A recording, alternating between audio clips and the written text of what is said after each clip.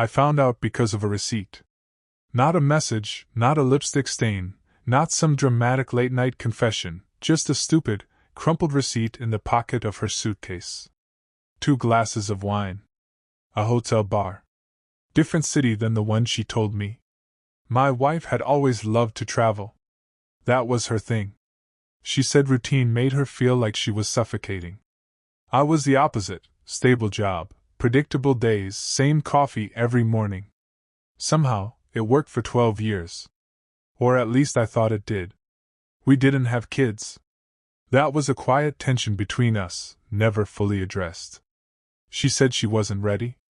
I said I understood. I always said I understood. We had this trip planned, Italy. It was supposed to be our reset. Her words. She even insisted we use a travel agent this time, said she wanted everything to be perfect. I didn't question it. I trusted her. That feels embarrassing to say now. The travel agent's name was Daniel. I remember because she said it casually one night while scrolling through her phone. Daniel says we should stay an extra night in Florence. Not the agent. Not they. Daniel. I didn't think much of it. Why would I? She'd always been more social than me, more open, more trusting of strangers. I figured she just clicked with someone who knew how to plan trips. Looking back, there were signs. Of course there were. She started guarding her phone more. Not in an obvious way, just subtle shifts. Tilting the screen away. Taking it with her everywhere. Smiling at it sometimes, then quickly neutral when I walked in. I noticed. I just didn't act on it. Because acting on it would mean admitting something was wrong. And I wasn't ready for that. We built a life together. You don't just question that over a few strange moments. Or at least, that's what I told myself. The trip itself felt off. At first, everything looked perfect. Postcard streets, wine, laughter. She seemed happy, almost too happy. Like she was performing it. She kept mentioning Daniel. Not directly, but in little ways. Oh, this place? Daniel recommended it. He said this view is best at sunset. It was like he was there, just invisible. I joked about it once. Should we invite Daniel next time? She laughed, but it didn't land right. There was a pause, a fraction too long, before she responded. Don't be weird. That stung more than it should have. Then there were the moments she'd disappear. Quick walk, she'd say. Or, I need some air. Always alone. I didn't follow her. I didn't question her. Because I trusted her. That word again. It feels heavier every time I say it. The first real crack came on the 3rd night. We were in Florence, sitting at dinner. Candlelight, wine, everything that should feel romantic. But she kept checking her phone. Not constantly, just enough that I noticed. Enough that it pulled her away from me. Is everything okay? I asked. Yeah, just confirming something for tomorrow. With Daniel? I said, trying to keep it light. She sighed. Actually sighed. Why are you being like this? Like what? Observant? I dropped it. Of course I did. That night she turned away from me in bed. No goodnight kiss. No casual touch. Just distance. Physical distance I could feel in my chest. I remember staring at the ceiling, thinking, something is wrong. And then immediately thinking, don't ruin this trip by overthinking. So I stayed quiet. That was my biggest mistake. The last day of the trip, she said she wanted to explore alone. Just a few hours, she said. I want to clear my head. That phrase, clear my head, felt loaded. I nodded. What else was I supposed to do? Tell her no? Follow her? So I stayed behind, sat in a cafe, tried to convince myself this was normal. Couples need space. That's healthy, right? But the longer she was gone, the worse it felt. 3 hours. Then 4. She came back glowing. Not relaxed, energized. Like someone who had just experienced something intense. "Where'd you go?" I asked. "Just walked around," she said quickly. Too quickly. No details. No stories. Nothing. That wasn't like her. That night, she was affectionate again. Almost overly so. Like she was compensating. I should have questioned it. Instead, I let myself believe everything was fine. Because the alternative was too painful. We got home, and for a few days things seemed normal. Almost better than normal. She was attentive. Present. Warm in a way she hadn't been in months. I thought maybe the trip worked. Maybe we did reset.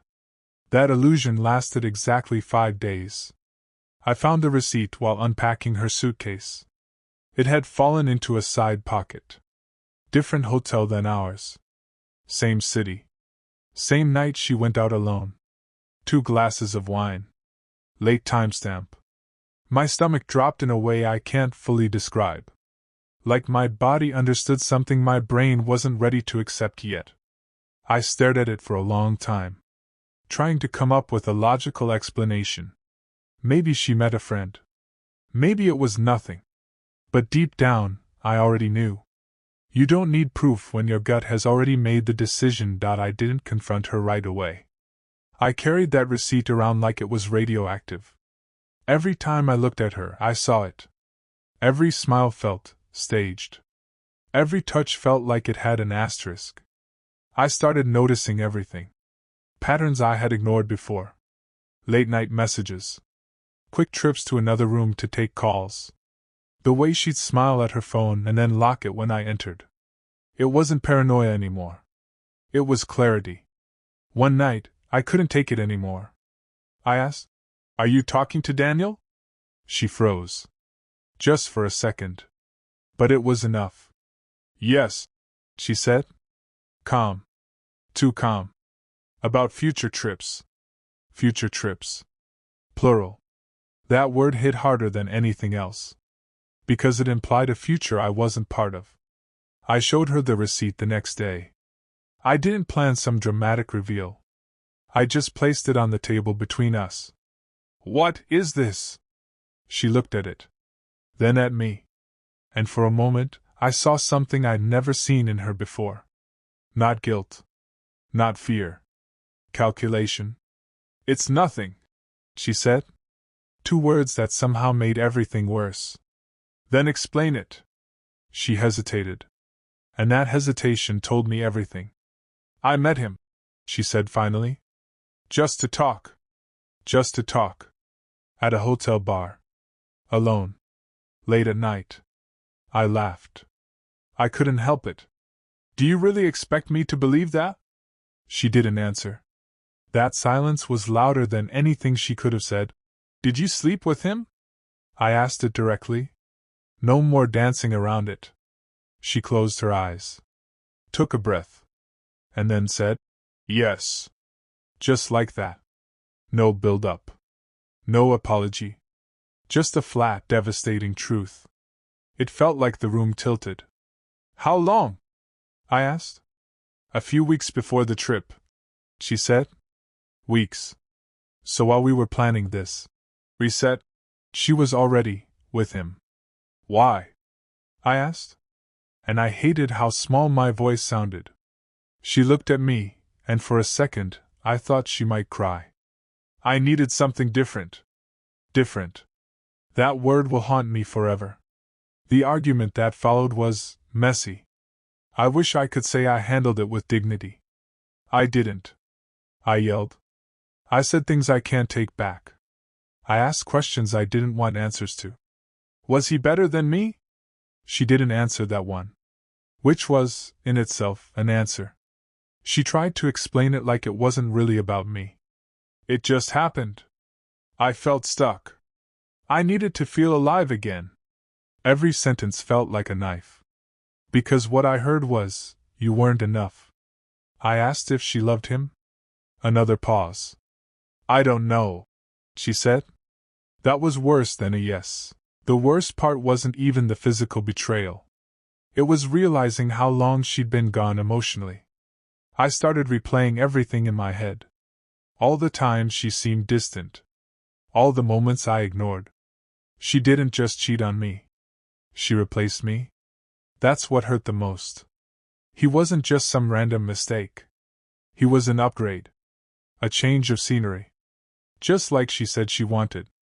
And I was, what? The old view? The thing she needed a break from? I started questioning everything about myself. Was I boring? Predictable? Easy to leave? It's amazing how quickly someone else's actions can rewrite your entire sense of worth. We didn't tell anyone at first. We just existed in this weird, broken space. Same house. Same routines. Completely different reality. She kept talking to him. I knew it. I could feel it. I asked her to stop. I need time, she said. Time. To decide between her husband and her travel agent. That sentence alone should have been enough for me to leave. But I didn't. Because love doesn't shut off just because it's been betrayed. That's the cruelest part. You can hate someone and still want them to choose you. And I did. God, I did. Eventually it came to a head. I can't do this, I told her. You have to choose. She looked exhausted. Like I was asking too much. That broke something in me. Too much? 12 years. And I was too much. She didn't answer right away. And that delay, that hesitation, told me everything I needed to know. I think I need to leave, she said. Not. I choose him. Not. I'm sorry. Just distance. Like I was a place she needed to get away from. So she packed a bag. And just like that, she was gone. The fallout was quiet. No dramatic scenes. No public fights. Just silence. Friends asked questions. Family tried to understand. I didn't have the energy to explain. How do you tell people your wife left you for a man who planned your vacation? It sounds like a joke. Like something out of a bad movie. But it was my life. I started therapy. Not because I wanted to, but because I couldn't function. Sleep was impossible. Food tasted like nothing. I kept replaying that one sentence in my head. I needed something different. I still don't know what that says about me. Or if I'll ever stop wondering. It's been a year now. They're still together, as far as I know. Traveling, of course. I don't check anymore. At least I try not to. I'm still here. Same city. Same routines. But I'm not the same person. I trust less. Question more. Sometimes I wonder if I missed my chance to be something more. Or if I was always exactly who I am, and that just wasn't enough for her. I don't hate her. I thought I would. But mostly, I just feel hollow. Like something fundamental got removed, and nothing quite fits the same anymore. If there's a lesson here, I'm not sure what it is. Maybe that love isn't always enough. Or that sometimes, people don't cheat because something is broken. They cheat because they want something else. And sometimes, they choose it.